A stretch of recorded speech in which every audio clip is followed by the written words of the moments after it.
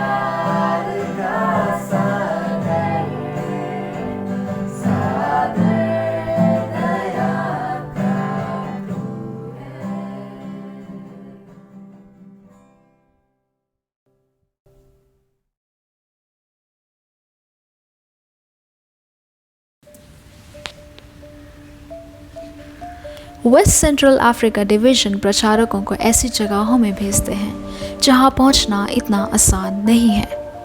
एल्दर पियर के ऑफिस में भी मिशन का कार्य होता है, जो कि डिवीज़न का हेडक्वार्टर है।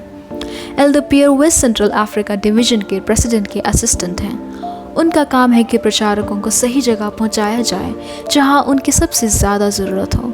हालांकि एल्डर पियर के इस काम को ज़्यादा पहचान नहीं मिलती, फिर भी एल्डर पियर इस बात का बुरा नहीं मानते और उन्हें इस परमेश्वर के काम में खुशी मिलती है। एल्डर पियर का कहना है कि बहुत सारे लोग अलग अलग जगह अलग अलग क्षमता से परमेश्वर के दाग के बारे में काम करते हैं। कुछ लोगों के काम दूसरों को दिखाई देते हैं और कुछ लोग पर्दे के पीछे रहकर काम करते हैं। उनका कहना है कि ये ज़रूरी नहीं कि आपके काम लोगों को दिखाई दे, बल्कि आप एक कोने में रहकर भी परमेश्वर के काम को आगे बढ़ने में सहायता दे सकते हैं। एल्डर पियर सुबह 4:30 बजे उठकर अपने घर का काम खत्म करके ऑफिस आ जाया करते हैं। वो अपने ईमेल्स का जवाब देते हैं, यात्राओं के कार्यक्रम की योजना करते हैं और प्रचारकों के वीज़ा के लिए आवेदन करते हैं। उनका मानना है कि वे कोई साधारण ऑफिस का काम नहीं करते, बल्कि परमेश्वर के घर के लिए काम करते हैं। इस तरह हम परमेश्वर की सहायता में दूसरों को अनंत जीवन दान करने में जुट जाते हैं। एल्डर पियर अपने इस काम के साथ साथ उन लोगों को भी बाइबल से सलाह देते हैं जिन्हें इसकी ज़रूरत होती है। एक चर्च एल्डर होने के नाते एल्डर पियर उन सब के लिए प्रार्थना करते हैं जो उनके ऑफिस उनसे मिलने आते हैं। कई बार वह प्रचार के लिए जाने वाले प्रचारकों को प्रोत्साहन देते हैं। वेस्ट सेंट्रल अफ्रीका डिवीज़न के प्रेसिडेंट का कहना है कि एल्डर पियर जैसे लोग जो कि पर्दे के पीछे काम करते हैं, उनके बिना काम का पूरा होना नामुमकिन है और प्रेसिडेंट एली जैसे कुछ लीडर्स उनके प्रतिनिधि बनते हैं। प्रेसिडेंट एली का कहना है कि वे उन लोगों के जीवन, उनकी योग्यता और उनके काम के लिए बहुत ही आभारी हैं। वो सब एक टीम की तरह काम करते हैं। आप सबों से गुजारिश है कि वेस्ट सेंट्रल अफ्रीका डिवीज़न के इस टीम के लिए प्रार्थना करें कि एडवेंटिस्ट चर्च बढ़ता चला जाए और परमेश्वर का वचन बहुत लोगों तक पहुंचाया जा सके। मिशन का सहयोग देने के लिए धन्यवाद।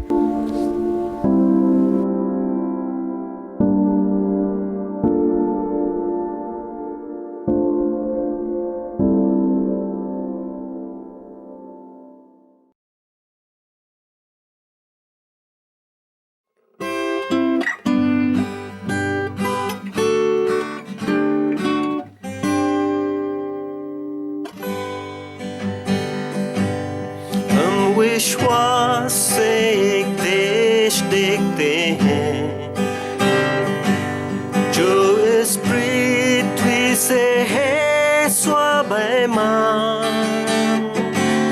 वहाँ यीशु कर रहा तैयार सबके लिए एक रहने का स्थान।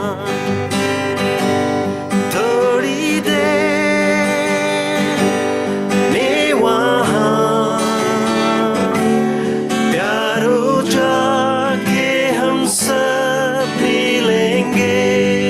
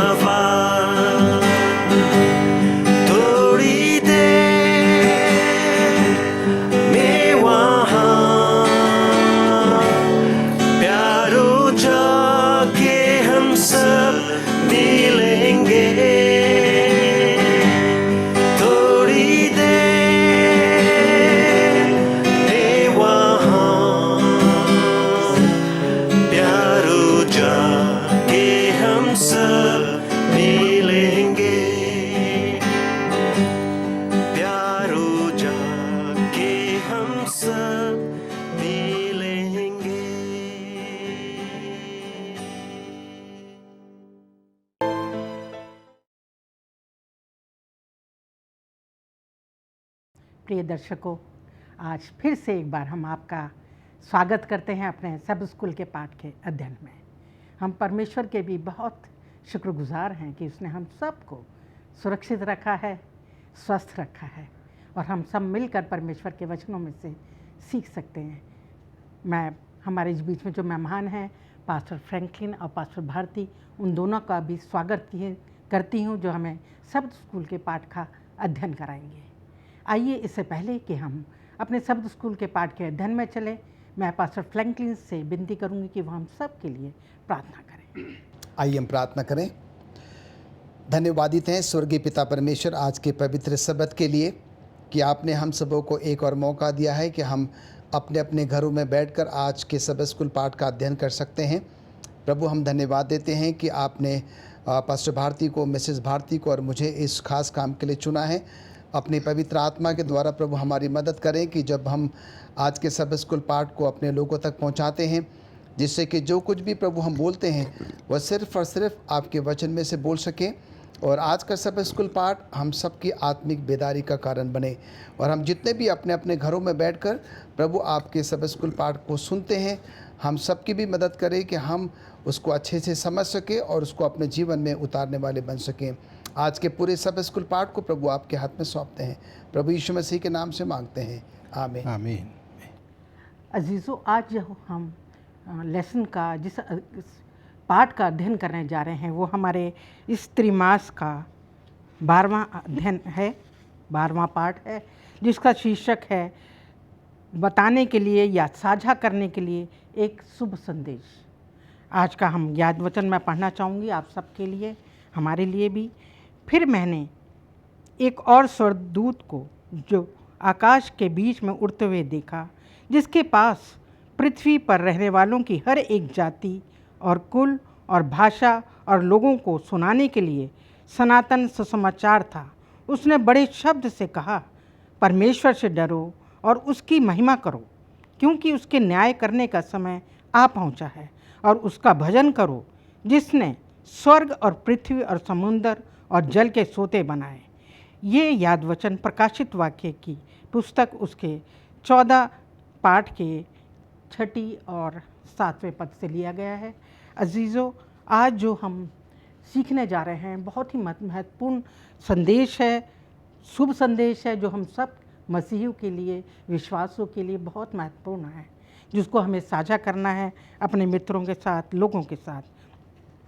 जैसा कि हम टाइटल के ज़रिए सीख सकते हैं कि एक शुभ संदेश, जैसा कि हम जानते हैं कि प्रभु यीशु मसीह का जो सुसमाचार है वो एक व्यक्ति के लिए नहीं बल्कि इस मानव जाति के संपूर्ण लोगों के लिए है। हर एक वंश, हर एक कुल, हर एक भाषा के लिए प्रभु यीशु मसीह का संदेश है, जो कि इस दुनिया में आए, जिन्होंने हम लोगों के पापों की हमें माफ़ी दी, हमें जो है आखिरी जो मृत्यु है, शारीरिक मृत्यु से उसने हमें मुक्ति दी, और हमें फिर से उसके आगमन का जो संदेश हमें मिलता है कि वो हम प्रकाशित वाक्य में हमारे जो अजीज़ हमारे मेहमान हैं इनके द्वारा इसको हम विस्तार से जानेंगे।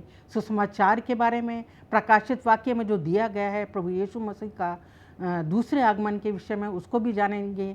अजीज़ों, प्रभु यीशु मसीह ने मृत्यु पर विजय हासिल की और वो ये चाहता है कि हम जो है मनुष्य लोग उस पर विश्वास करके, उनकी बातों को मानकर, उनकी आज्ञाओं को चलकर, और हम भी जो है उस अनंत जीवन को पा सके। आइए अपने अध्ययन में चलते हैं, और हमारे रविवार का जो शीर्षक है वो इस तरह से है, पतरस का वर्तमान सत्य संदेश। और मैं पास्टर भारती से विनती करूंगी वो हमें इसके विषय में समझाएं कि आज का सत्य संदेश हम मसीह के लिए क्या है। ये बहुत अच्छा सवाल जो है मिसेज भारती ने पूछा है। हम तमाम मसीह लोगों के लिए, दुनिया के तमाम लोगों के लिए, कि आज का सत्य संदेश, सच्चाई भरा संदेश जो है वो आज की दुनिया के लिए पतरस की तरफ से, यीशु मसीह की तरफ से जो है वो क्या दुनिया को दिया गया है। आज के पर्चे के मुताबिक अगर हम देखेंगे तो सबसे पहले पतरस ने वो सच्चाई का संदेश, जिन्होंने अपने जीवन को यीशु मसीह के साथ गुजारा, उनके साथ रहे, उनके कामों को देखा, उनके द्वारा उन्होंने सच्चाई को सीखा, और उस सच्चाई को जो उन्होंने अपनी आँखों से देखी कि जब खुदावंद यीशु मसीह का बपतिस्मा हुआ तो यूहन्ना बपतिस्मा देने वाला और दूसरे लोग जो है वहाँ पर खड़े थे, और उन्होंने देखा कि आसमान से आवाज़ आई कि ये मेरा प्रिय पुत्र है। और उन्होंने यीशु मसीह के जीवन को देखा कि किस तरह से यीशु मसीह ने अपना जीवन इस दुनिया के लोगों के बीच में जिया, और वो उन्होंने अपना जीवन सलीब के ऊपर कुर्बान कर दिया, उनको दफनाया गया, और वो तीसरे दिन जी उठे और आसमान पर गए। और आसमान पर जाते हुए उन्होंने अपने चेलों को स्वर्गदूत के द्वारा ये संदेश दिया कि हे गलीली पुरुषों, तुम यहाँ खड़े होकर के क्या देख रहे हो? यही यीशु मसीह जो तुम्हारे पास से ऊपर उठा लिया गया है, यही यीशु मसीह तुम्हारे पास वो इसी तरह से बादलों पर आएगा। तो यहाँ पतरस के बारे में हम देखते हैं कि पतरस ने ये शुभ संदेश, ये सच्चाई का संदेश जो उसने अपने जीवन में अनुभव किया, उसको उसने लोगों के साथ बांटा। और मिसेज भारती मैं आपको बताना चाहता हूँ और अपने श्रोताओं को भी, अपने दर्शकों को, कि परमेश्वर कोई भी काम बिना बताए हुए नहीं करता है। हम अगर पुराने नियम की तरफ देखें तो वहाँ हम देखते हैं कि परमेश्वर ने भविष्यवक्ताओं के द्वारा आने वाले भविष्य को बताया। और आमोस की किताब में भी हम पाते हैं कि आमोस के द्वारा भी उसने जो है लोगों को बताया कि देखो ऐसा जो है वो अंतिम दिनों में वो होने वाला है। और हम जानते हैं कि ये जो भविष्यवक्ता थे उन्होंने सच्चाई को वो लोगों के सामने रखा। और हम पाते हैं उत्पत्ति की किताब उसके 6 अध्याय में कि जो इस दुनिया में जड़ पर ले आई नूह के द्वारा परमेश्वर ने उसको तमाम दुनिया के लोगों को बता दिया। वो सच्चाई थी उन लोगों के लिए कि देखो ये दुनिया जो है वो पानी से बर्बाद होने वाली थी। वो उस समय का सत्य संदेश था दुनिया के लोगों के लिए कि तुम अपने आप को बचाना चाहते हो इस जल प्रलय से, इस पानी से, इस बाढ़ से, तो इस नाव में जो है वो शरण ले लो। और आज हम देखते हैं कि ये सत्य संदेश पतरस ने जो है उसको आगे बढ़ाया। और यहाँ हम देखते हैं कि इस तरह से ये संदेश जो है वो आगे बढ़ा। और आज जो है वो मेरे और आपके लिए खुदामंद यीशु मसीह का ये शुभ संदेश, ये सच्चाई इस सेवंथ डे एडवेंटिस्ट चर्च के द्वारा पूरी दुनिया के लोगों को जो है बताने की जिम्मेदारी दी गई है। मैं यूहन्ना की किताब, यूहन्ना का प्रकाशित वाक्य, उसका पहला आयत और पहला अध्याय की पहली आयत केवल पढ़ूंगा। लिखा है कि यीशु मसीह का प्रकाशित वाक्य है, यीशु मसीह का प्रकाशित वाक्य जो उसे परमेश्वर ने इसलिए दिया कि अपने दासों को वे बातें जिनका शीघ्र होना अवश्य है दिखाएं। और उसने अपने स्वर्गदूत को भेजकर उसके द्वारा अपने दास यूहन्ना को बताया। तो हम यहाँ पे देखते हैं कि दास शब्द जो है वो 2 बार इस्तेमाल किया गया है, एक जो है वो बहुवचन में और एक जो है वो एक वचन में। लिखा है कि परमेश्वर का ये मसीह का प्रकाशित वाक्य जो है उसने अपने दासों के लिए दिया है, अपने दास के द्वारा। अगर हम यहाँ दास की परिभाषा देखें तो दास जो है वो व्यक्ति होता है जिसने अपना पूरा जीवन अपने मालिक के लिए समर्पण कर दिया है, उसकी अपनी कोई इच्छा नहीं होती।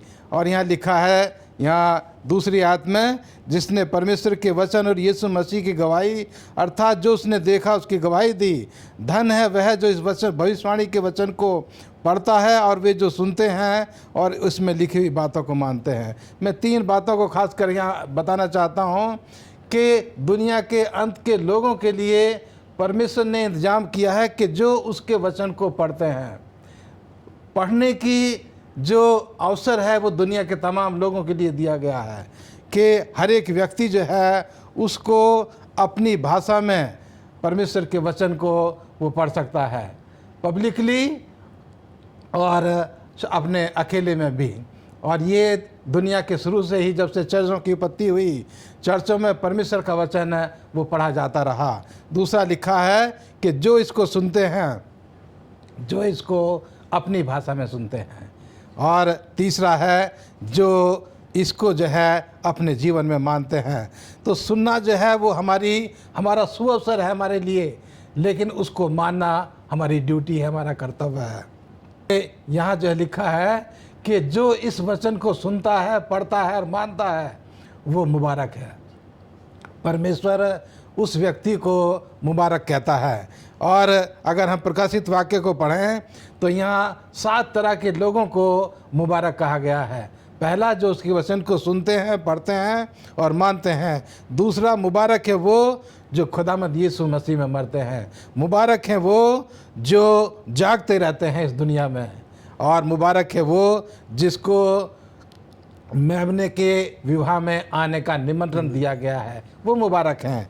और आखिर में लिखा है कि मुबारक हैं वो जो पहले पुनरुत्थान के भागी होंगे। मुबारक हैं वो जो इस भविष्यवाणी की बातों को मानते हैं। और मुबारक हैं वो जो अपने वस्त्रों को मेमने के लहू से अपने वस्त्रों को धो लेते हैं। तो ये मुबारकबाद जो है, ये दुनिया के तमाम लोगों के लिए खुला हुआ है। कोई भी व्यक्ति अपने आप को मुबारक जो है उसको कमा सकता है। और वो जो है अपने वस्त्रों को खुदावंद यीशु मसीह के लहू से धो करके वो मुबारकबाद, वो अपने जीवन को मुबारकबाद जो है वो ले सकता है। तो ये है आज के लिए पतरस का और भविष्यवक्ताओं का और खुदावंद यीशु मसीह का प्रकाशित वाक्य की सच्चाई, जो आज का सत्य वचन है। पास्टर भारती, हमने देखा कि आपने बहुत अच्छे तरीके से ये आज का पाठ हम तक पहुंचाया है। आपने एक बात बीच में ये कही थी कि परमेश्वर जो है कुछ भी करने से पहले अपने लोगों को सूचित करता है। भविष्यवक्ताओं के द्वारा सूचित करता है, परमेश्वर के वचन के द्वारा सूचित करता है। और उसका एक ही कारण है, क्योंकि वो हमसे बहुत ज़्यादा प्यार करता है। और पास्टर, ये भी है कि जो भविष्यवाणी की गई प्रभु यीशु के लिए की गई, वो सच्ची साबित हुई और ये हमारे विश्वास को और मजबूत बनाती है। जी, आइए हम सोमवार के अध्ययन में चलते हैं, जिसका शीर्षक प्रकाशित वाक्य का अंतिम समय पर ध्यान केंद्रित करना। मैं पास्टर फ्रैंकलिन के पास चलती हूँ, उनसे ये जानना चाहूँगी कि एक सेवंथ डे एडवेंटिस्ट होने के नाते हम लोगों को कैसे साझा कर सकते हैं कि यीशु मसीह जल्द आने वाले। मैडम, बहुत ही अच्छा प्रश्न है और मैं आपके माध्यम से तमाम दर्शकों को ये बताना चाहता हूँ कि एक सेवंथ डे एडवेंटिस्ट होने के नाते जो है हम यीशु मसीह के दूसरे आमद का इंतज़ार कर रहे हैं। अगर हम अपना नाम ही देखें तो सेवंथ डे एडवेंटिस्ट, ये वे लोग हैं जो कि यीशु मसीह के दूसरे आवागमन पर विश्वास करते हैं और सब्बत का पालन करते हैं और भविष्यवाणी की जो आत्मा है उसको भी जो है वो मानते हैं। हम देखते हैं कि बाइबल में इस बात का उल्लेख है कि यीशु मसीह के आने से पहले ही यीशु मसीह के बारे में भविष्यवाणी कर दी गई थी। अगर हम यशा नबी को देखें, उसके 53वें अध्याय में हम देखते हैं कि यीशु मसीह के दुनिया में आने से 700 साल पहले भविष्यवाणी कर दी गई। दानियल आप अगर पढ़े 2 अध्याय, 7वां अध्याय, 9वां अध्याय, 12वां अध्याय में वहाँ पर यीशु मसीह के आने के पहली आमद के बारे में जो है वो जिक्र है। मलाकी भी जो है उसके 3रे अध्याय में जाए तो वहाँ पर भी जो है वो यीशु मसीह की पहली आमद के बारे में बात करता है। और हम देखते हैं कि बाइबल इस बात का उल्लेख करती है कि समय हुआ, यीशु मसीह इस दुनिया में आए, बालक के रूप में जन्म लिया, समय पूरा हुआ, हमारे पापों के लिए, गुनाहों के लिए उन्होंने जो है अपने क्रूस पर जान जो है वो बलिदान कर दी। हम देखते हैं कि वो समय पूरा हुआ कि वो मारे गए, गाड़े गए और तीसरे दिन जो है वो जी उठे और फिर आज के दिन जो है वो अपने पिता के दाहिने हाथ जो है वो विराजमान है। और अब हम यहाँ पर देखते हैं कि अब यीशु मसीह जो है बहुत ही शीघ्र आने वाले हैं। और हम यहाँ पर ये देखते हैं कि अब यीशु मसीह जो है एक बालक के रूप में नहीं आएंगे। अब यीशु मसीह जो है वो राजाओं के राजा, प्रभु के प्रभु के रूप में आएंगे। अब यीशु मसीह जो है जब वो आएंगे तो हम यहाँ पर देखते हैं कि हर एक आँख जो है वो यीशु मसीह को जो है वो देख सकेगी। कई बार हम इस बात को सुनते हैं कि यीशु मसीह जो है वो अमुक अमुक राज्य में, अमुक अमुक शहर में या गांव में आए हैं। मिसेस भारती, मैं आपको बताना चाहता हूँ कि बाइबल में कहीं पर भी इस बात का उल्लेख नहीं कि यीशु मसीह इस राज्य, इस शहर, इस गाँव या इस कस्बे में आएंगे। पर इस बात का ज़रूर उल्लेख है कि जब यीशु मसीह आएंगे तो हर एक आँख उसको देखेगी। प्रकाशित वाक्य 1:7 में जो है इसका वर्णन है। अगर जो लोग ये कहते हैं कि यीशु मसीह इस राज्य में, शहर में, गांव में, कस्बों में आएंगे तो मैं और आप तो उसको नहीं देख सकेंगे, इसका मतलब ये होता है कि ये बात सरासर जो है वो गलत है। परमेश्वर का वचन ये कहता है प्रकाशित वाक्य 1:7 में कि जब यीशु मसीह आएगा तो हर एक आंख जो है क्या कर सकेगी, उसको जो है वो देख सकेगी। कहने का मतलब यहाँ पर यीशु मसीह की दूसरी आमद जो है वो बहुत नज़दीक है।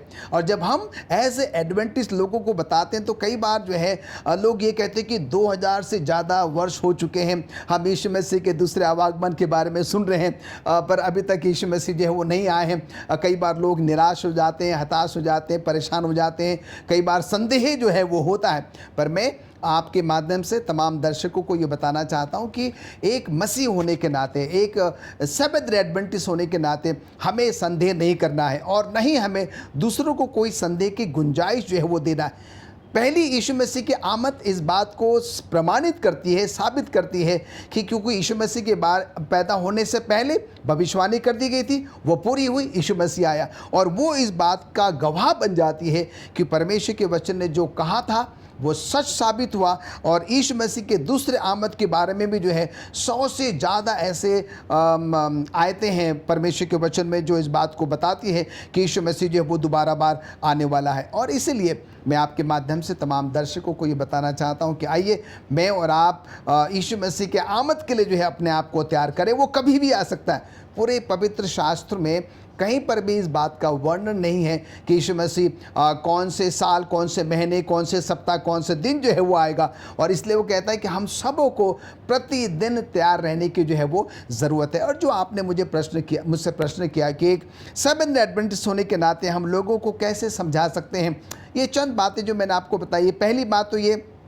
यीशु मसीह पहली बार आकर चला गया, उसके बाद जो है वो बाइबल इस बात को प्रमाणित करती है और दोबारा बार फिर जो है वो आने वाला है, वो भी यीशु मसीह का वचन जो है वो प्रमाणित करता है। परमेश्वर सत्य है, प्रभु यीशु मसीह सत्य है और उसका वचन जो है वो सत्य है। जो कुछ भी उसमें लिखा हुआ है वो भविष्यवाणियाँ हुई, वो पूरी होती चली गई और यीशु मसीह के दोबारा आने के बारे में भी भविष्यवाणी हुई है और वो भी जो है वो पूरी होगी। पास्टर फ्रैंकलिन ने जैसा आपने बताया कि परमेश्वर के वचन में उसके आगमन से संबंधित जो भी भविष्यवाणी की गई हैं वो पूरी होनी है जी।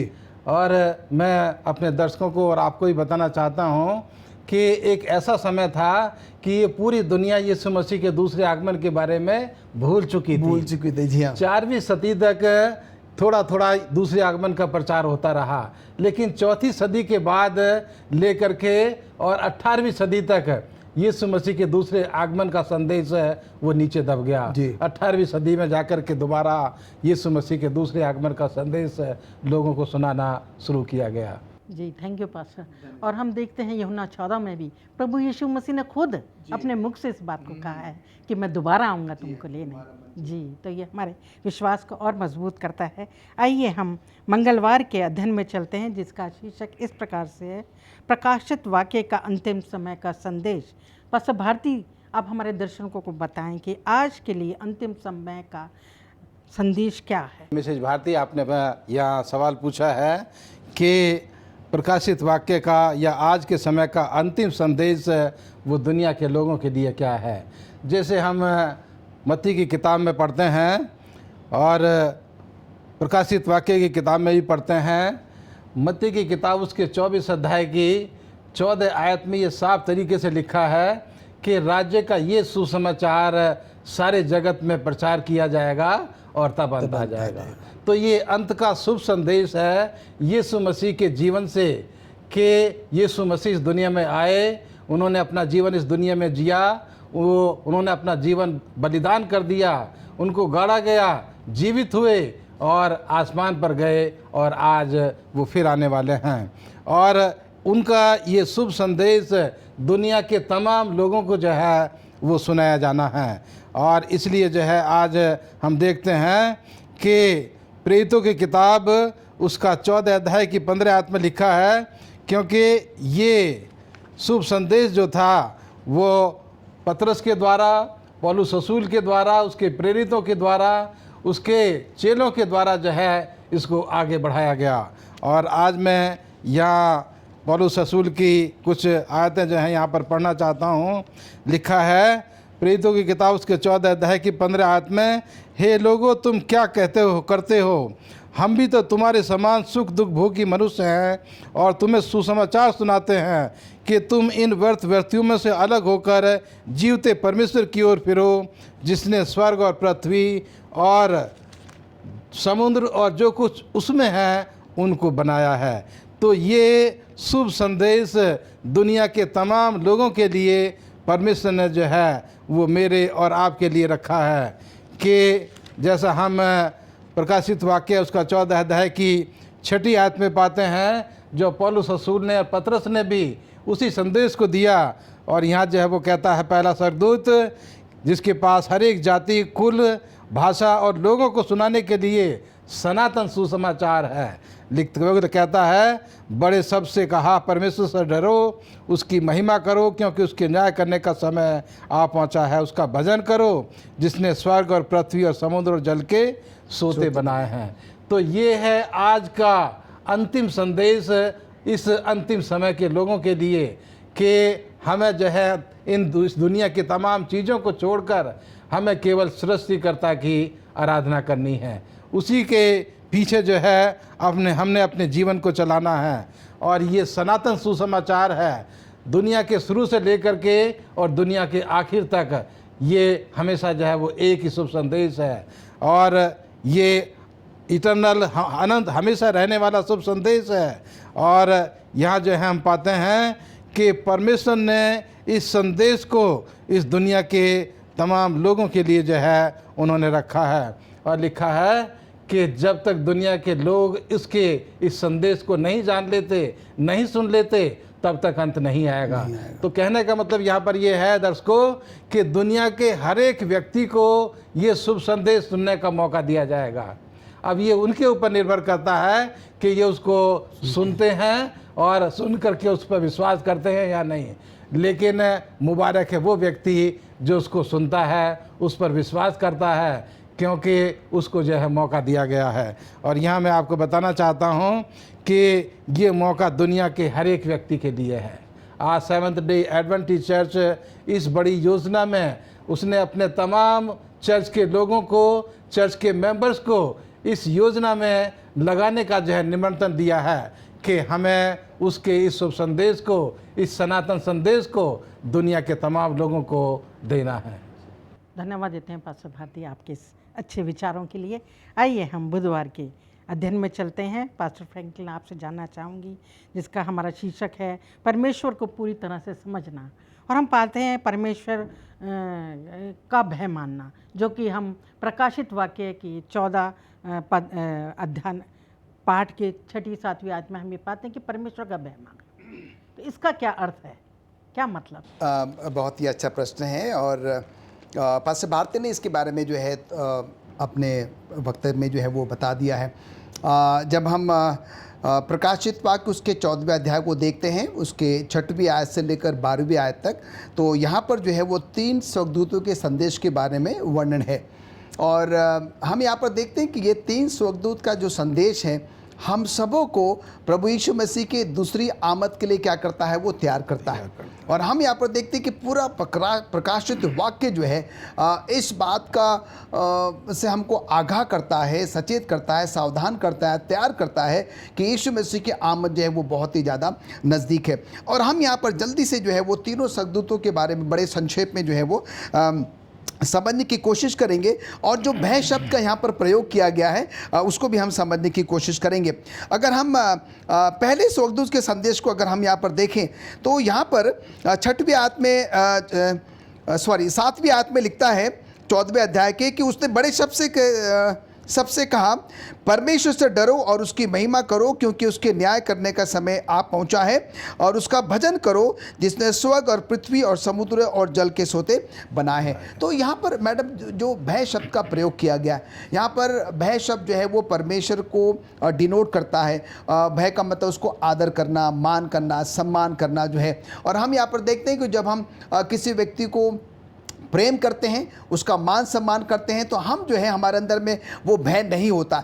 जब कभी भी हम कोई गलत काम करते हैं तो हम डरते हैं। तो हमें और आपको जो है वो परमेश्वर से वैसे डरने की ज़रूरत नहीं जैसे कि मैं और आप जो है वो संसारिक लोगों से डरते हैं या अपने अधिकारियों से जो है वो डरते हैं, पहली बात। दूसरी बात ये वो कहता है कि परमेश्वर की महिमा करो। मुझे और आपको जो है सिर्फ और सिर्फ प्रभु परमेश्वर की ही महिमा करना है, उसकी आराधना करना है, और उसके साथ ही साथ जो है हमें उसकी आमद का इंतज़ार करना है। क्यों? क्योंकि उसके न्याय करने का समय जो है वो आ पहुंचा है। और हम देखते हैं कि जब हम दूसरे स्वर्गदूत में जाएं तो यहाँ पर दूसरे स्वर्गदूत का जो संदेश है वो कहता है गिर पड़ा वो बड़ा बेबीलोन, गिर पड़ा जिसने अपने व्यभिचार की कोप में मदिरा सारी जातियों को जो है वो पिलाई है। तो यहाँ पर हम देखते हैं कि ये जो कोप में मदिरा जो है, जो बाबुल के बारे में हम सब जानते हैं, बाबुल को जो है एक दुष्ट शहर के नाम से जो है वो जाना जाता था।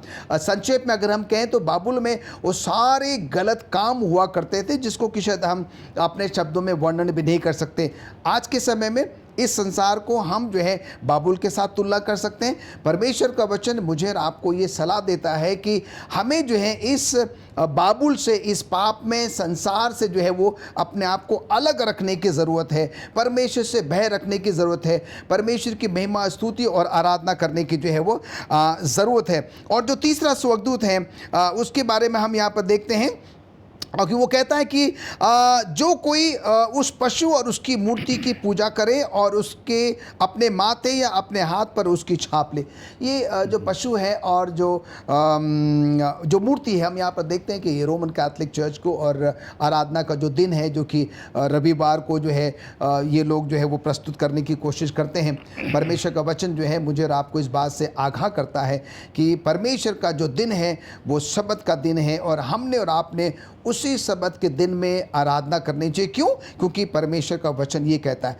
दूसरी बात हम यहाँ पर देखते हैं कि हमें जो है किसी भी प्रकार की कोई ऐसी मूर्ति या कुछ ऐसी वस्तु की जो है वो उपासना नहीं करना चाहिए जो कि शायद परमेश्वर को क्या करे, वो दुखी करे। कहने का तात्पर्य मैडम यहाँ पर ये होता है कि जब हम इन तीनों बातों पर जिक्र करते हैं, आज का समय ये है कि यीशु मसीह की आमद बहुत नज़दीक है।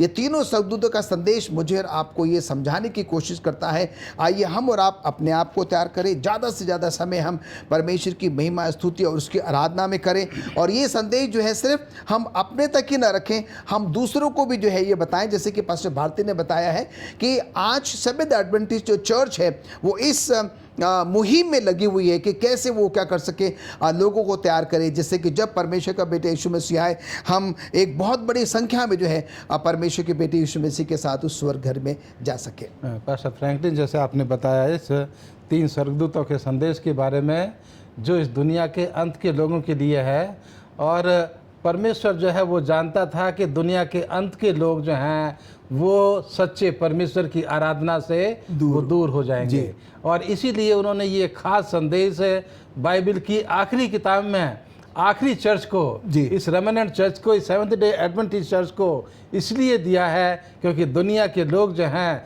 सच्चे परमेश्वर से हट करके वो नकली परमेश्वर की आराधना जो है वो करने लगे हैं। जी, थैंक यू पास्टर भारती। आइए हम बृहस्पतिवार के संदेश में चलते हैं जिसका शीर्षक है परमेश्वर की अंतिम अपील। पास्टर भारती, आप हमारे दर्शकों को बताइए कि बाइबल के आधार पर लोगों से परमेश्वर की अंतिम अपील क्या है। या बाइबल जो है वो दुनिया के लोगों से ये आखिरी अपील, आखिरी संदेश जो आज हम दे रहे हैं, इस आखिरी संदेश के बाद वो आखिरी अपील, आखिरी जो है वो अपील लोगों से करना चाहता है। और वो अपील है यहाँ पर मैं आपको बताना चाहता हूँ। यहाँ जैसे पास्टर फ्रैंकलिन ने अभी प्रकाशित वाक्य 14 अध्याय और उसके 3 स्वर्गदूतों के वचन को जो है उन्होंने पढ़ा। यहाँ भी इसमें लिखा है दूसरे स्वर्गदूत में कि गिर पड़ा वह बड़ा बेबीलोन, गिर पड़ा जिसने अपने व्यभिचार की कूप में मदिरा सारी जातियों की पिलाई है। और ये प्रकाशित वाक्य 18 में भी रिपीट किया गया है कि गिर पड़ा बड़ा बाबुल, गिर पड़ा वह दुष्टात्माओं का निवास और हर एक अशुद्ध आत्मा का अड्डा और हर एक अशुद्ध और घृणित पक्ति का अड्डा, क्योंकि उसके व्यभिचार की भयानक मदिरा के कारण सब जातियां गिर गई हैं। तो मैं यहाँ पर बताना चाहता हूँ कि ये झूठी शिक्षा का केंद्र बेबीलोन जो है वो दुनिया के शुरू से ही जो है वो शुरू हुआ। अगर हमारे दर्शक जो हैं वो याद करेंगे कि उत्पत्ति की किताब और उसके 10 और 11 अध्याय में हम जो है वहाँ पर जिक्र पाते हैं कि नूह के फ्लड के बाद, नूह के प्रलय के बाद, नूह के तीनों बेटे सेम, हेम और जापत जो हैं वो अरारात पर्वत से नीचे उतर करके वो उसी की तलहटी में रहने लगे। कुछ समय तक वो वहाँ पर रहे, लेकिन जब उनकी जनसंख्या बढ़ने लगी तो वो उसमें से एक हेम जो है वो उस तलहटी से हट करके कुछ देर दूर जा कर के शिनार देश में रहने लगा और वहाँ उन्होंने एक गुम्बद बनाया और जिसका नाम जो है उस शहर का नाम बेबीलोन पड़ा। और उस गुम्बद में मिसिज वाइट कहती हैं कि दूसरे फ्लोर पर उन्होंने जो है वहाँ मूर्तियाँ रखी और वहाँ से ये मूर्ति पूजक चीज़ जो है वो शुरू हुई और झूठी शिक्षा जो है वहाँ से शुरू हुई। और आज हम पाते हैं कि बेबीलोन को बाइबल में जहाँ भी जिक्र किया गया है वो झूठी शिक्षा से उसको दिखाया गया है कि एक है परमेश्वर की सच्ची शिक्षा और एक है उसके विरुद्ध झूठी शिक्षा, और वो बेबीलोन में जो है पाई जाती है। और यहाँ उसका नतीजा जो है वो दिखाया गया है कि वो झूठी शिक्षा का अड्डा जो है वो गिर पड़ा है। और दुनिया के अंत के लोगों के लिए ये अपील है कि वो बड़ा बाबुल गिर पड़ा है, उसमें से निकल आओ। ये दुनिया के अंत के लोगों के लिए ये अपील है कि तुम उसमें से जो है निकल आओ।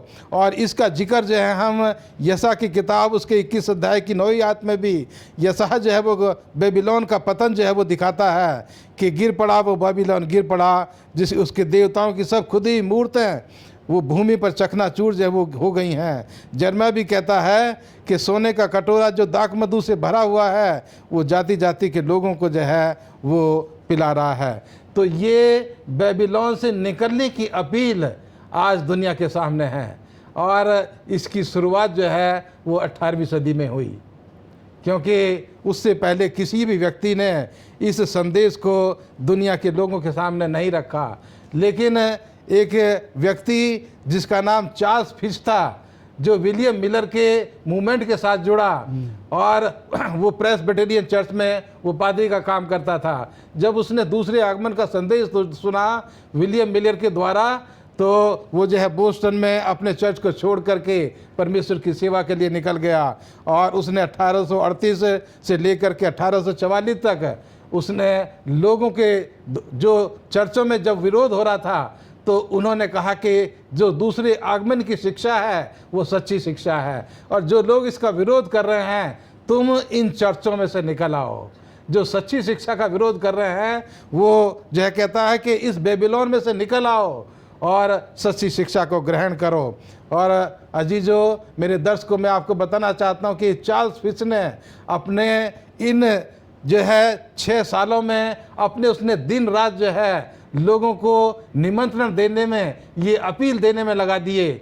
और जो लोग चर्चों से निकल करके आ रहे थे उनको चार्ल्स फिश जो है वो बैप्टिज्म देते हुए वो एक दिन में उन्होंने 3 जगह बैप्टिज्म दिए। एपी झील में, सर्दी का समय था, अक्टूबर का पहला हफ्ता था, और उनको जो है ठंडे पानी में बैप्टिज्म देते हुए उनको नमूनिया हो गया और अक्टूबर 14 को उनकी जो है वो मौत हो गई। और उनके परिवार ने खुशी खुशी उनको कब्र के हवाले किया, उसकी पत्नी ने, उनके बच्चों ने, क्योंकि ये प्रचार किया जा रहा था कि अक्टूबर 22 को यीशु मसीह जो है वो आने वाले हैं।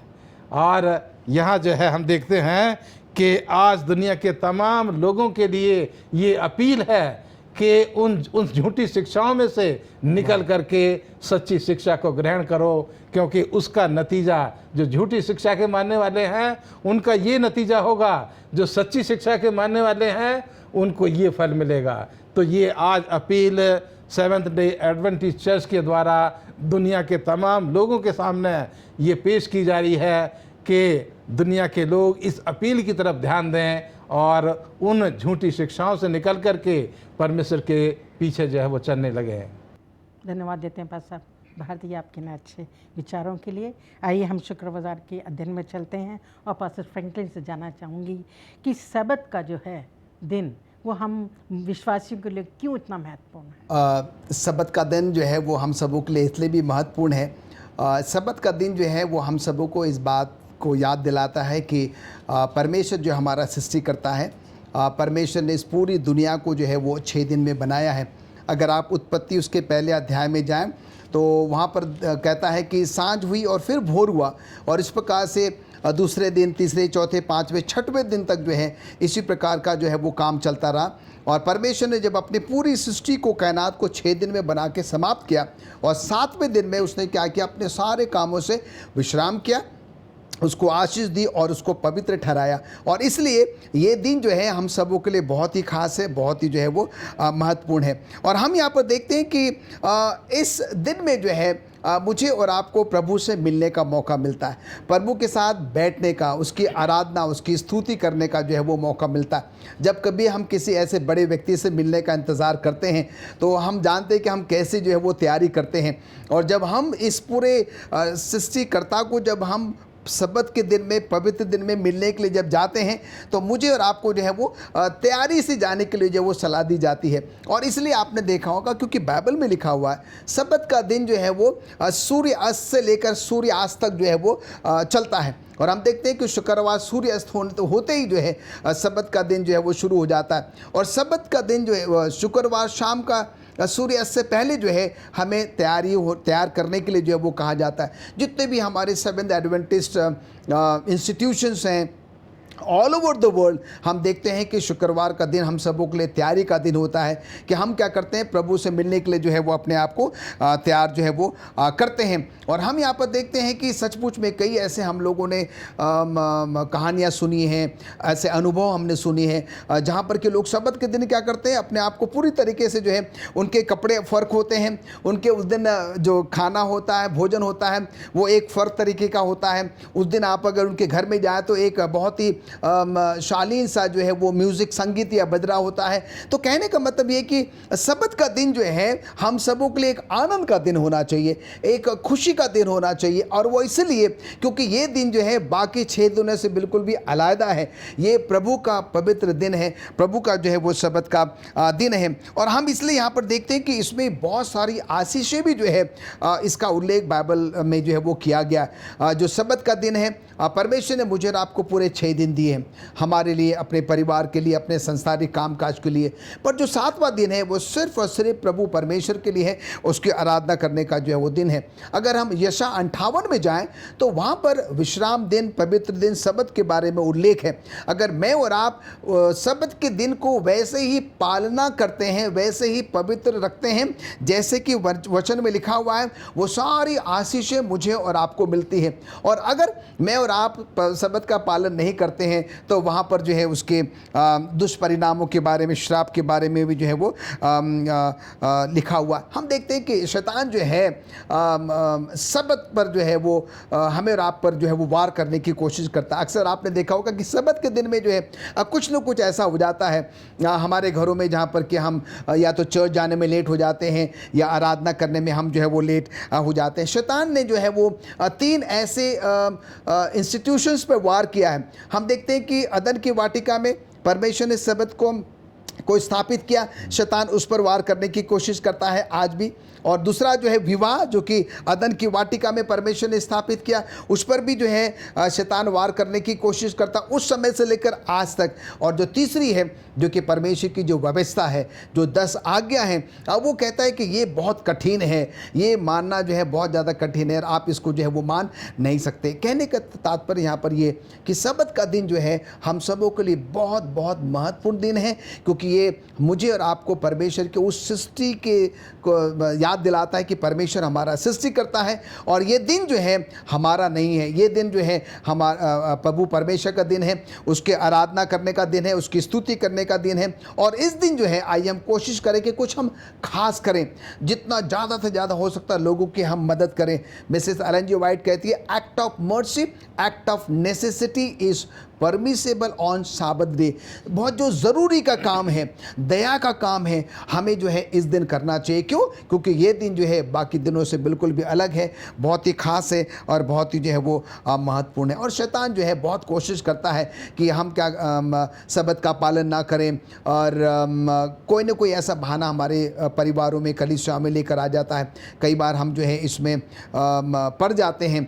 और आइए ऐसे समय में मुझे और आपको सिर्फ और सिर्फ प्रभु परमेश्वर पर भरोसा रखने की ज़रूरत है और उसके सबत का पालन करने की ज़रूरत है। और जब हम सच्चे मन से, जैसे परमेश्वर के वचन में लिखा हुआ है, अगर हम सबत का पालन करेंगे तो वो सारी आशीष जो है जिसका वर्णन परमेश्वर के वचन में दिया हुआ है वो मुझे और आपको जो है वो मिल सकती है। पास्टर फ्रैंकलिन, जैसे आपने बताया कि सबत जो है वो ये दिखाता है कि इस दुनिया का सृष्टिकर्ता परमेश्वर है जी। और जो सबत का पालन करते हैं वो सृष्टिकर्ता की आराधना करते हैं।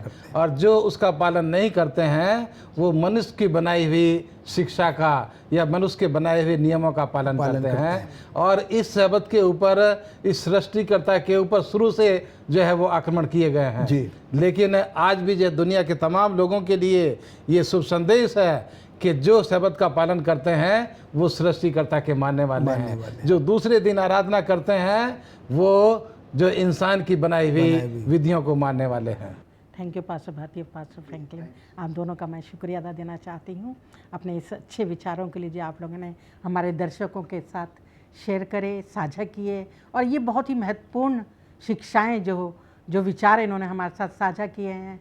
दर्शकों, आपको भी अपने मित्रों से, अपने संबंधियों से और अपने अड़ोस पड़ोस में जो भी आपके संपर्क में आते हैं, ज़रूरी है कि इन महत्वपूर्ण बातों का साझा करें। अपने विश्वासी लोग जो हमारे कई भाई बहन नहीं जानते, उनको हमें ये साझा करना है कि जिस तरह से प्रभु यीशु मसीह की वो सच्चाई थी कि वो आए इस दुनिया में, उन्होंने अपने लहू बहाया हम सब के लिए, हमारे पापों के लिए, और उन्होंने हमें एक नया जीवन, अनंत जीवन दिया है। और वो गए हैं ताकि हमारे लिए स्वर्ग में हमारे लिए जगह तैयार करें।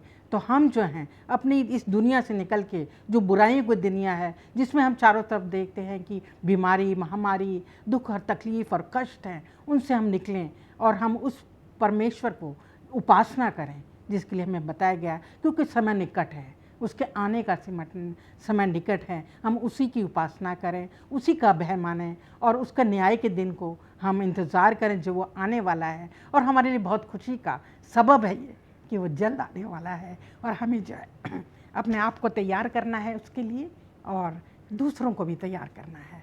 और इसी बात को कहते हुए मैं हम आज के अध्ययन को समाप्त करती हूँ। और मैं चाहूँगी कि इस अध्ययन के अंत में पास्टर भारती हम सब के लिए प्रार्थना करेंगे। आइए प्रार्थना करें।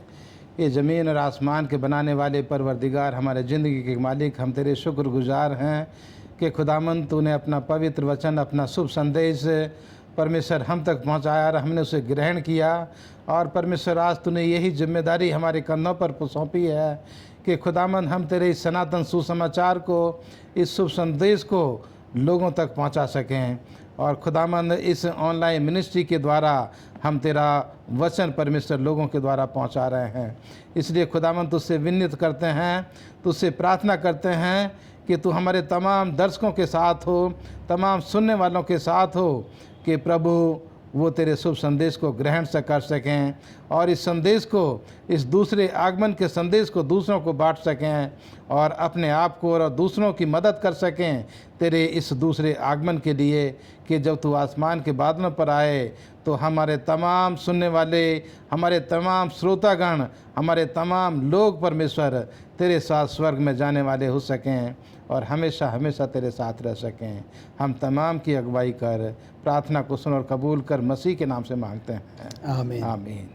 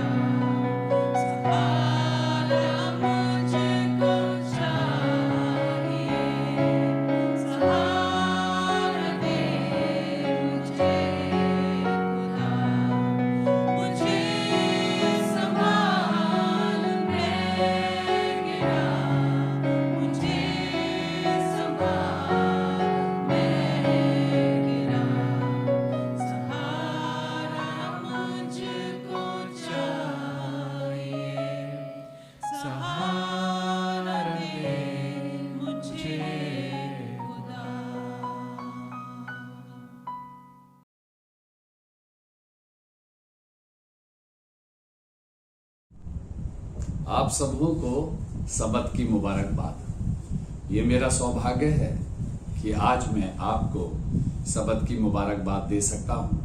परमेश्वर आप सबको आशीष दे आज के परमेश्वर के वचन के बोले जाने पर और उसे सुने जाने पर। जितने भी हमारे भाई और बहन इस प्रोग्राम को सुनते हैं, परमेश्वर आपको आशीष दे।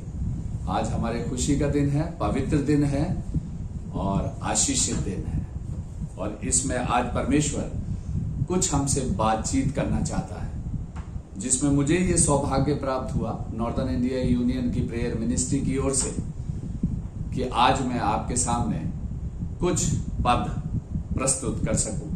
परमेश्वर आप सबको बहुत ही आशीष दे इन पदों के द्वारा, क्योंकि उसने मुझे भी बहुत आशीष दी है ताकि आज मैं आपके सामने इन्हें रख सकूं। आज हम प्रभु यीशु मसीह की सामर्थ की बात करेंगे।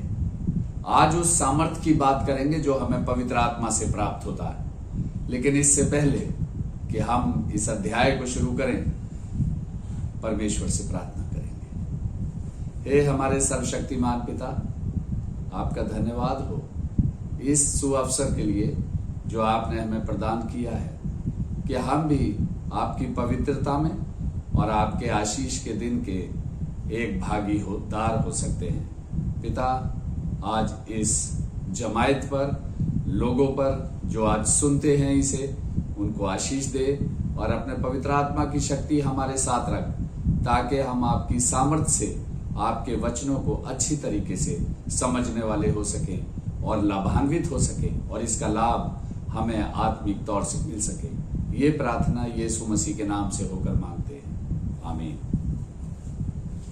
बड़ा खुशी का दिन आज आया कि फिर से मैं आपके सामने एक और दूसरी बार मैं आपके सामने प्रस्तुत हो सकता हूं। परमेश्वर आपको बहुत आशीष दे। और आज हम परमेश्वर यानी कि यीशु मसीह के बारे में और उसकी सामर्थ के बारे में बातचीत करते हैं कि क्या है परमेश्वर की सामर्थ।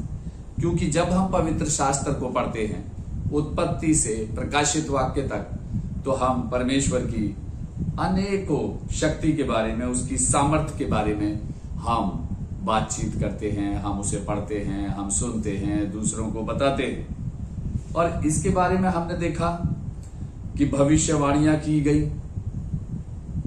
पवित्र आत्मा के द्वारा उभारे जाकर। उसके दास आगे की बातें बताते थे परमेश्वर से जानकर कि भविष्य में क्या होने वाला है। परमेश्वर की प्रशंसा के लिए लिखी गई बाइबल एक पुस्तक है और इसमें भविष्यवाणियों का जिक्र है और दुनिया किस प्रकार से बनी ये भी हमने सामर्थ के द्वारा देखा कि परमेश्वर ने बोला और वो हो गया।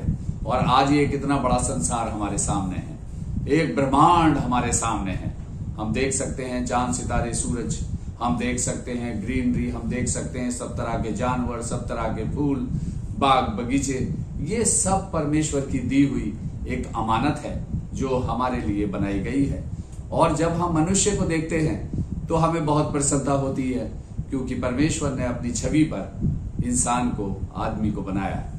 और इस प्रकार से परमेश्वर ने इस दुनिया की सृष्टि की। तो आइए हम प्रभु यीशु मसीह की सामर्थ्य के बारे में कुछ जानते हैं कि प्रभु यीशु मसीह का जन्म परमेश्वर की सामर्थ्य से हुआ, पवित्र आत्मा से हुआ। और पवित्र आत्मा यीशु मसीह के साथ थी और मरियम के द्वारा प्रभु यीशु मसीह का जन्म हुआ। जब हम इसे देखते हैं तो प्रभु यीशु मसीह किसी इंसान से नहीं बल्कि खुद परमेश्वर से पैदा था, इसलिए वो परमेश्वर था जिस पर हम विश्वास करते हैं और जिसकी बातें हम देखते हैं। जब उसने बपतिस्मा लिया तो वो पानी से बाहर आया और प्रभु यीशु मसीह ने अपनी मिनिस्ट्री को शुरू किया, आरंभ किया। और उसमें उसने बताया कि परमेश्वर का राज्य, स्वर्ग का राज्य निकट आ गया है। जब प्रभु यीशु मसीह यूहन्ना बपतिस्मा देने वाले के पास नहीं गए, जब तक उसने, क्योंकि वह यीशु मसीह के आगे आगे यूहन्ना बपतिस्मा देने वाले उसकी राह तैयार करता था, तो उसने अपने चेलों को भेजकर कहा कि उससे पूछो, जो लूका की इंजील उसका 7वां अध्याय और 22वें पद में पाया जाता है और यहाँ इस प्रकार लिखा है, लूका की इंजील उसका 7वां अध्याय और 22वां पद स्थल, कि उसने उनसे कहा, जो कुछ तुमने देखा और सुना है जाकर यूहन्ना से कह दो कि अंधे देखते हैं, लंगड़े चलते फिरते हैं, कोढ़ी शुद्ध किए जाते हैं, बहरे सुनते हैं, मुर्दे जलाए जाते हैं और कंगालों को सुसमाचार सुनाया जाता है। ये यीशु मसीह ने अपनी बातें उसके चेलों को बता दी और चेलों ने जाकर ये बातें यूहन्ना से कह दी कि ये समाचार उसने हमें दिया है। यूहन्ना बपतिस्मा देने वाले ने एक बड़ी भारी घोषणा की कि वो परमेश्वर का मेमना जो दुनिया में आने वाला था वो आ चुका है और वो यही है, और उसने प्रभु यीशु मसीह की गवाही दी। आगे हम देखते हैं प्रभु यीशु मसीह के उपदेश जो उसने दिए और उसके कार्य हम बाइबल में पढ़ते हैं। उसके उपदेश, उसने स्वर्ग के राज्य के बारे में लोगों को बताया कि स्वर्ग का राज्य कैसा है। उसने बाइबल में बताया अपनी 4 गॉस्पेल, और चारों में उसने इस बात का जिक्र किया कि तब स्वर्ग का राज्य किसके समान होगा। स्वर्ग का राज्य उनके समान होगा कि एक दूल्हा कुंवारियों से भेंट करने के लिए आया और 10 कुंवारियों की तमसील मत्ती की इंजील उसके 25वें अध्याय में पाई जाती है, हम उसे पढ़ सकते हैं। मुसरिफ बेटा, ये भी एक स्वर्गीय राज्य के लिए उसने एक कहानी, एक दृष्टांत बताया। खेत में छिपा हुआ धन, उसने बताया कि स्वर्ग का राज्य ऐसा है जैसे एक खेत में एक बड़ा धन छिपा हुआ है और आदमी ने अपना सब कुछ बेचकर इस खेत को मोल ले लिया। स्वर्ग का राज्य व्यापारी के समान है जो मोतियों की खोज में था। तब स्वर्ग का राज्य इस प्रकार लिखा है कि बड़ा जाल के समान है जो समुद्र में डाला गया और बहुत सी मछलियों को खींच लाया। तब स्वर्ग का राज्य राई के दाने के समान है जो छोटे से बढ़ता गया और बढ़ते बढ़ते एक भारी वृक्ष हो गया। स्वर्ग का राज्य खमीर के समान है जो किसी स्त्री ने लेकर 5 सेर आटे में मिला दिया और देखते देखते सारा खमीर हो गया। बीज बोने का दृष्टांत यीशु मसीह ने दिया। तब स्वर्ग का राज्य इस प्रकार है जैसे एक बीज बोने वाला निकला और उसने अपना बीज सब जगह पर डाला। हम सब इसको बहुत अच्छी तरीके से जानते हैं। यीशु मसीह की मिनिस्ट्री में पृथ्वी और स्वर्ग दोनों एक थे। प्रभु यीशु मसीह स्वर्ग से उतरा, इस पृथ्वी के लिए आया, जिसके लिए उसने अपनी जान दी, अपनी जान निछावर की, जिसको उसने सबसे ज्यादा प्रेम किया, जिसने इसके लिए लहू बहाया, जो क्रूस पर चढ़ाया गया और तीसरे दिन जी उठा और स्वर्ग के राज में चढ़ गया। आज ये बात होती है कि स्वर्ग और पृथ्वी यीशु मसीह ने दोनों का मिलन था। इंसान और परमेश्वर के बीच में वो एक मध्यस्थ था जो हमारे लिए एक बड़ी खुशी की खबर और हमारी पृथ्वी के लिए, मनुष्य जाति के लिए एक बड़ा सुसमाचार था जो यीशु मसीह इस पृथ्वी पर लेकर आए। लिखा है कि स्वर्ग में रहता था। यीशु मसीह की जगह स्वर्ग में थी जिसको हेवन कहते हैं। वहां यीशु मसीह रहता था, फरिश्तों के बीच में रहता था, पिता उसके साथ था, पवित्र आत्मा उसके साथ था। लेकिन अपने प्रेम के कारण जो उसके पिता ने इस दुनिया से किया कि उसने यीशु मसीह को इस दुनिया के लिए दे दिया ताकि जो कोई भी उस पर विश्वास करे वो नाश ना हो परंतु अनंत जीवन पाए। और उसने, प्रभु यीशु मसीह ने इस पृथ्वी पर आकर जिसकी रचना उसने अपने बोल से की थी, अपने हाथ से इंसान को बनाया था, उनके बीच में आकर डेरा किया और स्वर्ग को आसान शब्दों में व्यक्त करके पृथ्वी के रहने वालों को संबोधित किया ताकि हम समझ सकें कि वो हमारा आखिरी स्थान है जहां हमें जाना है।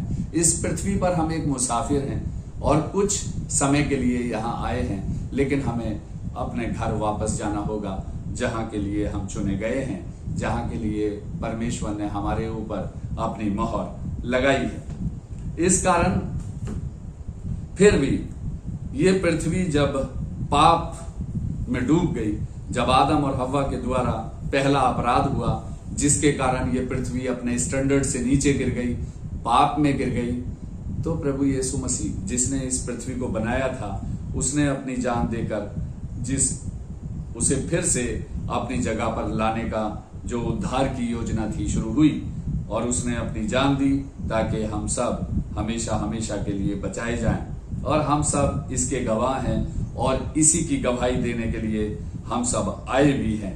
और वो बोला और हो गया। इस प्रकार से प्रभु यीशु मसीह के अंदर परमेश्वर की सामर्थ थी। परमेश्वर को दिखाने के लिए ये बेटा, ये पुत्र इस पृथ्वी पर आया ताकि सबको रूबरू करा दे कि पिता का नेचर कैसा है, पिता कैसा है। पिता प्रेम करने वाला परमेश्वर है, जिसको लोग एक बहुत ही सख्त परमेश्वर समझते थे, एक बड़े कड़े दिल वाला परमेश्वर समझते थे, बदला लेने वाला समझते थे, लोग जिससे डरते थे। लेकिन प्रभु यीशु मसीह ने आकर अपने पिता के प्रेम को इस पृथ्वी को दिखाया, जिसमें मैं और आप आज रहते हैं, ताकि हम उसके बारे में सबको बता सकें और उसके कामों का जिक्र कर सकें। वो उसका आने का एक ही कारण था, यीशु मसीह का, ताकि वो पिता से हमें मिला दे, मनुष्य जाति को जो पाप के समय हमारी दूरी बन गई थी, उस दूरी को एक ब्रिज अप कर दे, एक दूरी जो थी, एक घाटी जो बीच में थी, उसको बराबर कर दे, ताकि हमारी पहुंच स्वर्ग तक हो सके। ये था प्रभु यीशु मसीह का प्रेम। और इसीलिए वो आया कि मैं पिता से मुलाकात कराऊं कि पिता कैसा है। इसलिए उसने पवित्र शास्त्र में इस बात को बड़ी अच्छी तरीके से मेंशन किया कि जिसने मुझे देखा है उसने पिता से देखा है, क्योंकि ये सवाल फिलिपुस का था कि हमें पिता को दिखा।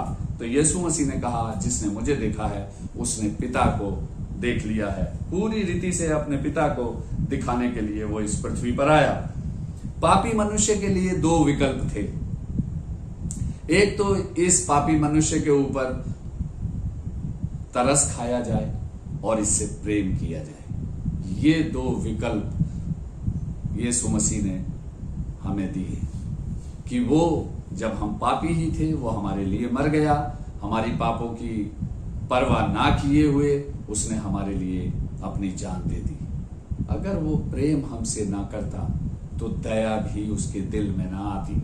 इसलिए परमेश्वर प्रेम है। The God is love. सबसे पहले उसने हमसे प्रेम किया और उसका हृदय दया से, तरस से भर गया और उसने हमारे लिए हमेशा की जिंदगी का, अनंत जीवन का दरवाजा, जो जिसकी कुंजी यीशु मसीह के हाथों में है, स्वर्ग की कुंजी, उसने हमारे लिए खोल दी ताकि हमारी पहुंच आसमान तक हो सके। आज हमारे पास ये बातें हैं जिसके हम गवाह भी हैं और दूसरों को हम बताते हैं, क्योंकि ये हमारी एक ड्यूटी है, एक कर्तव्य है कि हम लोगों को बताएं यीशु कैसा है। हम यीशु मसीह की सामर्थ के बारे में बात करते हैं। जैसे कि मैंने पहले कहा, वो सामर्थ के द्वारा पैदा हुआ और परमेश्वर की सामर्थ उसके साथ साथ था। परमेश्वर की सामर्थ उसके साथ थी, इसलिए वो जितने भी कार्य करता था उससे पिता की और सामर्थ प्रकट होती थी। चाहे उसने मुर्दों को जिलाया हो, चाहे उसने कोढ़ियों को शुद्ध किया हो, चाहे अंधों को आंखें दी हो, लंगड़ों को पैर दिए हो, टुंटों को हाथ दिए हो, इस सब में सामर्थ प्रकट होती है। और सामर्थ प्रभु यीशु मसीह के अंदर था कसरत से, और इसको एक एक्सरसाइज के द्वारा वो रिलीज करता था। जब वो जाता था बड़ी तैयारी के साथ, वो बीमारों से मिलने के लिए गांव-गांव, शहर-शहर जाता था, और जो शक्ति, जो सामर्थ उसके साथ थी, वो उसमें से रिलीज होती, वो उसमें से निकलती और कितनों को चंगा करती, जिसके लिए पवित्र शास्त्र एक गवाह करके हमारे बीच में दिया गया है। एक स्त्री का जिक्र है जिसको कितने ही वर्ष से लहू बहता था, कितनी बीमार थी, लेकिन हमने देखा कि यीशु मसीह ने उस समय डिक्लेयर किया कि मुझे जिसने छुआ है, चूंकि मुझ में से सामर्थ निकली है। ये प्रभु यीशु मसीह ने बताया कि इतने साल की बीमार स्त्री जो थी वो भी ठीक हो गई। और भी प्रभु यीशु मसीह के जिक्र हैं कि जो लोग उसके कपड़े छू लेते थे और उनके पाप भी क्षमा होते थे और उन्हें चंगाई भी मिलती थी, अगर जो कोई विश्वास के साथ यीशु मसीह के पास आता था। ये इस बात का प्रमाण है कि प्रभु यीशु मसीह जो थे उनके अंदर पिता की सामर्थ और जो ईश्वर की सामर्थ कहलाती है वो उनके साथ थी, जो उन्हें ये साबित करती है कि यीशु मसीह ही परमेश्वर है। और हम अगर प्रेरितों का काम, जो एक बड़ी इंपॉर्टेंट किताब है जिसमें कामों का जिक्र है कि किस रीति से प्रेरितों ने, उसके चेलों ने परमेश्वर के कार्य को इस पृथ्वी पर किए, किया जब वो यहाँ थे। जो कुछ उन्होंने अपने गुरु से सीखा था, यीशु मसीह से सीखा था, अपने परमेश्वर से, अपने प्रभु यीशु मसीह से सीखा था, वो उन्होंने लोगों को सिखाया। और यीशु मसीह और चेले जो थे, उनकी एक बात थी, जो कुछ वो सीखते थे प्रैक्टिकल करते थे, और प्रैक्टिकल करके वो इस बात को साबित करते थे कि वास्तव में यही परमेश्वर है, इसके सिवा कोई दूसरा परमेश्वर इस पृथ्वी पर नहीं है। वो सिखाता था चेलों को, और फिर गांव में जाते थे, शहरों में जाते थे, बीमार लोगों के साथ पास जाते थे, बस्तियों में निकल पड़ता था और दूसरी जगहों पर निकल जाता था, बयाबान में जाता था, जहां उसने बहुत से लोगों को चंगा किया जो दुष्ट आत्माओं से ग्रस्त थे, और दुष्ट आत्माएं उसे देख कर निकल जाती थी। वो ये दिखाता था कि मैं ही परमेश्वर हूं, और इसी बात को दिखाने के लिए प्रभु यीशु मसीह इस पृथ्वी पर आया कि जो कोई भी मुझ पर विश्वास करेगा वो हमेशा की जिंदगी को पाएगा और उसी का उद्धार होगा। आज यहां हम देखते हैं कि सामर्थ के कामों के लिए जब हम बाइबल में पढ़ते हैं तो पवित्र लोग सामर्थ से भरे जाते थे। अगर प्रेरितों का काम और उसका दूसरा अध्याय हम देखें तो ये साफ विदित है कि जब पवित्र आत्मा उनके ऊपर आया तो क्या हुआ। यहां लिखा है दूसरा अध्याय और उसका 3 और 4, और उन्हें आग की सी जीभें फटती हुई दिखाई दी, और उनमें से हर एक पर वो आ ठहरी। वे सब पवित्र आत्मा से भर गए, और जिस प्रकार आत्मा ने उन्हें बोलने की सामर्थ्य दी, वे अन्य अन्य भाषा बोलने लगी। जब सामर्थ उनमें आई तो वो भाषा बोलने लगे जो आम भाषा नहीं होती थी, जो किसी के समझ में नहीं आती थी। आज भी पवित्र शास्त्र की जो भाषा है, लोग उसे आसानी से नहीं समझ सकते। कभी कभी लोगों के बीच में ये बहस और वाद विवाद होता है कि ऐसा क्यों लिखा है। प्रभु यीशु मसीह ने कहा कि जहां मैं नहीं बोता वहां से काटता हूं, और जहां नहीं बिथराता वहां से बटोरता हूं। कैसे ये बात समझ में आए, कैसे ये बात समझ में आए जो उसने हमसे कही बाइबल के द्वारा। जो अपने प्राण को मेरे लिए खोएगा वो उसे पाएगा, और जो अपनी जान बचाएगा वो उसे खोएगा। कैसे ये बात समझ में आए जो सेंटेंस है। लेकिन पवित्र आत्मा इसी बात को हमें अपने ताकत से, अपनी शक्ति से समझाता है कि इसका अर्थ क्या है, ताकि हम उस अर्थ को समझ सकें और दूसरों को बता सकें। क्योंकि ये वाद विवाद से कभी भी सॉल्व नहीं हो सकता, या इसका हल नहीं है। परमेश्वर हमें बताता है कि किस रीति से ये होगा। और यहां पर एक और खास बात है, प्रेरितों के किताब और उसका 3 अध्याय और उसका 1 पद से लेकर 8वें पद तक। यहां इस प्रकार से लिखा है, पतरस और यूहन्ना तीसरे पहर प्रार्थना के समय मंदिर में जा रहे थे। ये तीसरा पहर था जब वो यरूशलेम में प्रार्थना करने के लिए मंदिर में जा रहे थे, जो सबसे बड़ा मंदिर था, जो यरूशलेम के बीचों बीच स्थित था, और बहुत बड़ा मंदिर जिसमें प्रभु यीशु मसीह भी जाते थे और सारे यहूदी लोग भी जाते थे, और जहां पर बैठकर वो प्रार्थना और आराधना करते थे। और जब तक यीशु मसीह इस पृथ्वी पर था, वो बराबर बचपन से और अपने आखिरी समय तक इस मंदिर में गया, और चेले भी उसके साथ जाते थे। यीशु मसीह ने भी पढ़कर सुनाया, और लोगों ने ताजुब किया जब यीशु मसीह उसको और अच्छी तरीके से खोलकर बताते थे लोगों के सामने। यहां पर लिखा है, जब मंदिर में जा रहे थे, जिसका दरवाजा बहुत ही सुंदर था, शाम के टाइम लोग बैठते थे, और जब सूरज छिपने को होता था तीसरे पहर के करीब, और जब उसकी किरणें उसके दरवाजे के ऊपर पड़ती थी, जो पीतल से बनाया गया था, जो सुंदर दरवाजा कहलाता था, जो शाम को चमकता था, उसके पास बहुत से लोग बैठते थे और बैठकर एडमायर करते थे, पसंद करते थे कि ये कितना खूबसूरत दरवाजा है। कई बार स्थितियां इसके विपरीत भी हुई कि यीशु मसीह उसे देखकर रोने लगा, क्योंकि यीशु मसीह उस दरवाजे के अंदर देख रहा था जो कुछ उस मंदिर में होता था, और चेले और जितने लोग थे वो बाहर की तरफ देखते थे कि बाहर से वो कितना खूबसूरत है, जैसे हम भी एक दूसरे को बाहर से देखते हैं, लेकिन परमेश्वर हमें अंदर से देखता है, हमारे दिलों को जानता है, हमारे गुर्दों को जानता है कि हम किस प्रकार के मनुष्य हैं। वो हमारे मस्तिष्क में उठने वाले सवालों को, हमारे मस्तिष्क में उठने वाली हर एक बात से परिचित है कि हम कैसा सोचते हैं। और जब ये जा रहे थे तो लोग एक लंगड़े को ला रहे थे।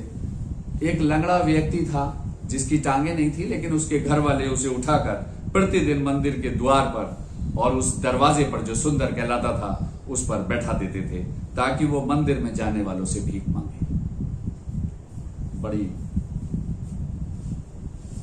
नई बात नहीं। हर वो जगह जहां पर आराधना होती है, हर वो रिलीजियस प्लेस जहां पर लोग भीड़ इकट्ठा करके जाते हैं और बहुत गिनती में जाते हैं, बहुत से मांगने वाले दरवाजों पर बैठते हैं। वो सोचते हैं ये एक अच्छा द्वार है जहां पर हमें काफी कुछ मिल सकता है।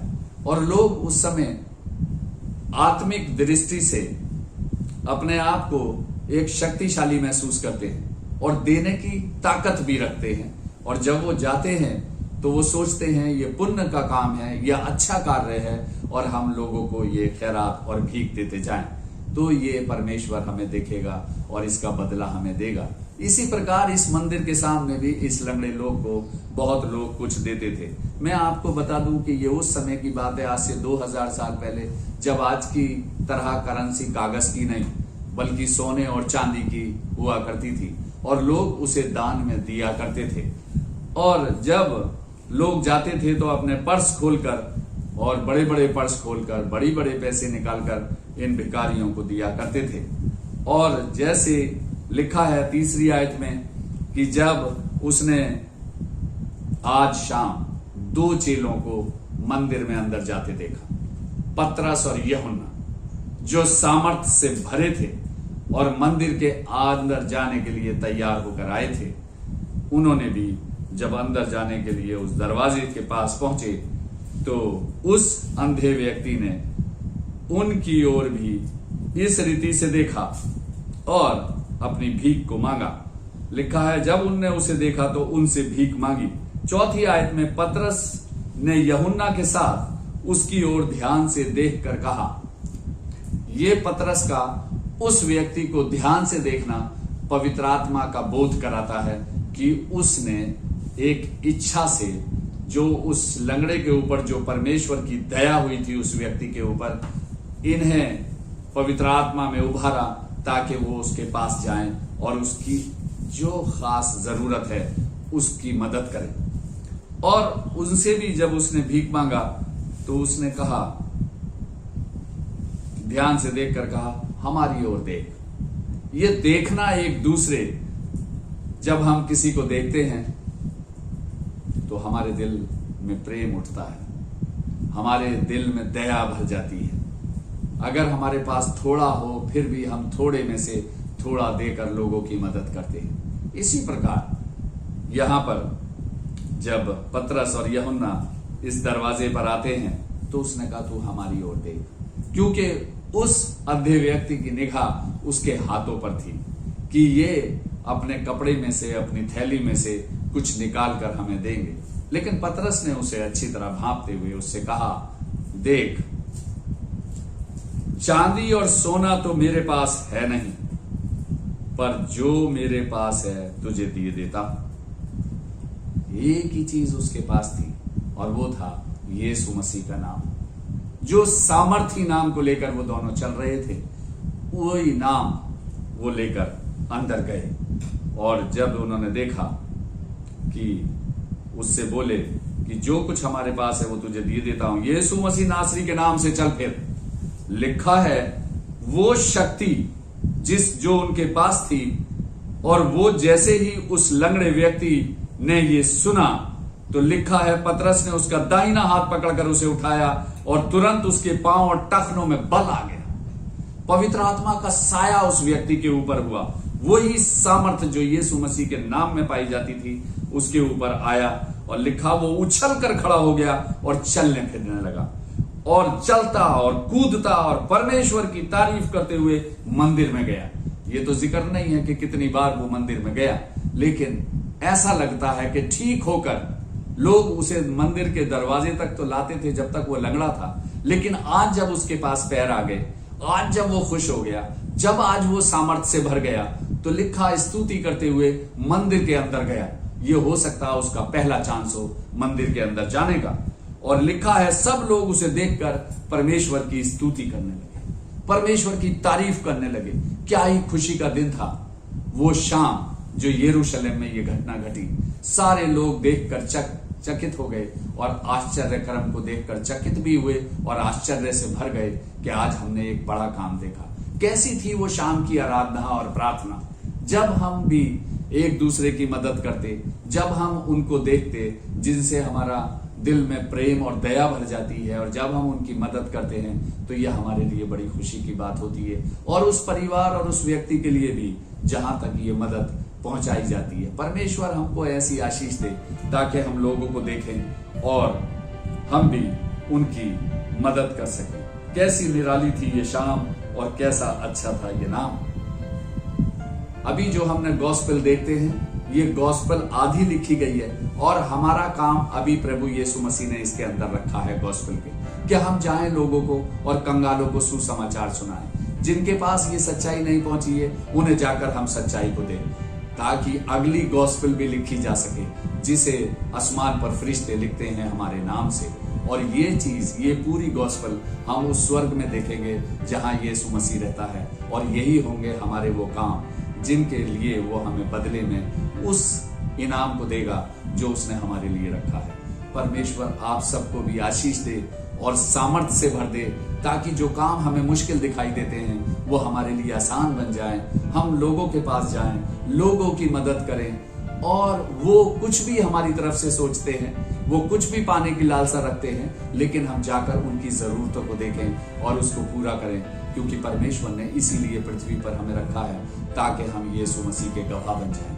परमेश्वर आपको, मुझको और जितने सुनने वाले हैं और जहां तक इस कलाम को सुनते हैं बहुत ही आशीष दे, बरकतों से भर दे, ताकि अब जब समय आ पहुंचा है, लोग बहुत परेशान भी हैं, कोविड-19 के कारण भी बहुत परेशान हैं, और ऐसी ऐसी खबरें सुनकर उनका दिल नहीं रहता। अगर लोग कहते हैं ये आखिरी समय है तो मदद की रफ्तार बढ़ा देनी चाहिए। हमें वो शक्ति को अब लोगों के सामने प्रकट करना चाहिए कि वास्तव में हम उसके चेले हैं। काश हम उसके असली शिष्य बन जाएं, जैसे कि पतरस और यूहन्ना थे, और उन्होंने अपने गुरु के, अपने यीशु मसीह के, अपने प्रभु के कामों को दिखाया और लोग चकित होकर उनकी तारीफ करने लगे। जो स्वर्ग में है उसकी तारीफ की, ये परमेश्वर की गवाही है। उसने मुझे भी, आपको भी गवाह चुना है ताकि हम यरूशलेम में, सामरिया में और सारे यहूदिया में और जगत के छोर तक हम प्रभु यीशु मसीह के गवाह बन जाए, और ताकि उसकी ये इच्छा पूरी हो और तब उसका राज्य आ जाए। परमेश्वर आप सबको बरकत दे, आशीष दे, और मुझे भी आशीष दे, ताकि मैं भी लोगों को इसी प्रकार वचन सुनाता रहूं। हम प्रार्थना करेंगे। हे हमारे सर्वशक्तिमान पिता परमेश्वर, जिस सामर्थ्य का जिक्र आज आपने हमारे बीच में किया है, इसी सामर्थ्य से हमें भर दे, ताकि हम तमाम लोगों में जाकर आपके नाम से आपकी तारीफ करने वाले हो सके, और बहुत से लोग आपको जानकर आपके गले में शामिल हो सके, ताकि आप उनके परमेश्वर ठहरें और वो आपके लोग हों, और वो स्वर्गीय इनाम जो आपने हम सबों के लिए तैयार किया है, बहुत बड़ी गिनती में लोग उसे पाने वाले हो सके। ये प्रार्थना यीशु मसीह के नाम से हो।